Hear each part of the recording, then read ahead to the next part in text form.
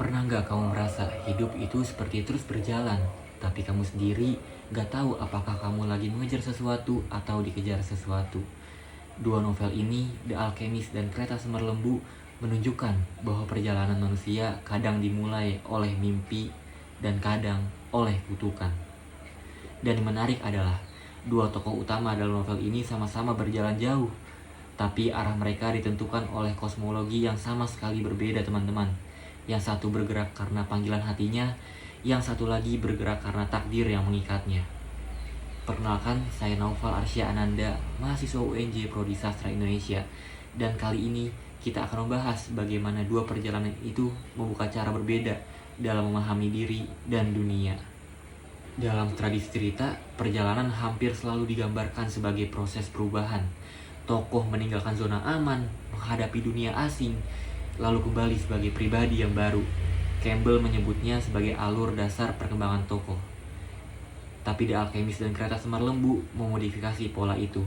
Keduanya sama-sama menghadirkan perjalanan batin, hanya saja lewat dua arah yang bertolak belakang. Santiago memulai kisahnya dari sebuah mimpi tentang harta karun di piramida Mesir. Untuk mengejarnya, ia meninggalkan kehidupan sebagai gembala, lalu memasuki rentetan pengalaman yang membentuk karakter dan spiritualitasnya. Bertemu raja yang misterius, kehilangan uang, bekerja di toko kristal, sampai menyusuri gurun ditemani sang alkemis. Perjalanan Santiago ini jelas dan linear. Semakin jauh ia berjalan, semakin matang pula pemahamannya tentang dunia.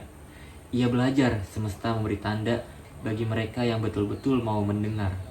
Transformasinya lahir dari aksi, keputusan, keberanian menghadapi dunia luar. Hal ini tercermin dari salah satu kutipan pada halaman 24 buku ini. When you want something, all the universe conspires in helping you to achieve it.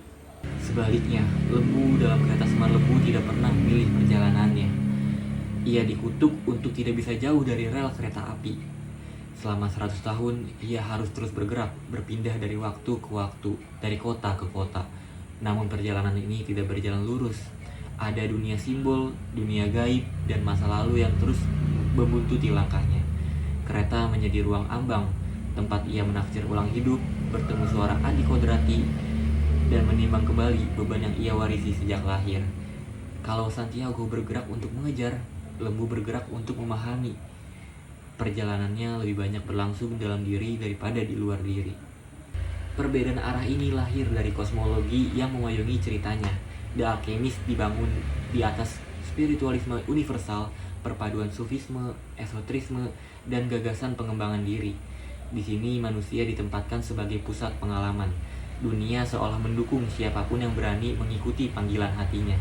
Sedangkan Kereta Semar Lembu berpijak pada konsep kosmologi Jawa. Manusia bukan pusat, melainkan bagian dari jaringan hubungan antara alam, tradisi, leluhur, dan kekuatan gaib. Semar hadir sebagai penjaga harmoni, bukan pemberi misi. Perjalanan dipahami sebagai usaha menyelaraskan diri, bukan mengejar capaian individual. Santiago berubah karena ditempa pengalaman eksternal, kehilangan, kerja keras, cinta, dan tanda-tanda alam. Lembu berubah melalui dialog batin, simbol, dan petuah Semar. Perubahannya lebih lambat, seperti arus bawah tanah yang pelan tapi terus mengikis keraguan. Dua perjalanan, dua sumber transformasi, satu melalui tekad dan satu melalui perenungan. Kalau kita melihat keduanya secara bersamaan, kita bisa melihat dua wajah perjalanan manusia. Ada yang perjalanan yang menuntut ke arah melangkah maju seperti Santiago, ada perjalanan yang memaksa kita berhenti dan membaca ulang hubungan yang membentuk diri kita seperti lembu. Mungkin di titik tertentu hidup kita akan bergerak seperti gurun Santiago, di titik lain mungkin hidup kita justru terasa seperti rel panjang yang mengulang jejak lama. Dan itu wajar karena perjalanan manusia memang tidak pernah satu bentuk saja. Sekian pembahasan dari saya mengenai novel The Alchemist karya Paul Coelho dan Kereta Semar Lembu karya Zaki Yamani. Kurang lebihnya mohon maaf. Assalamualaikum warahmatullahi wabarakatuh.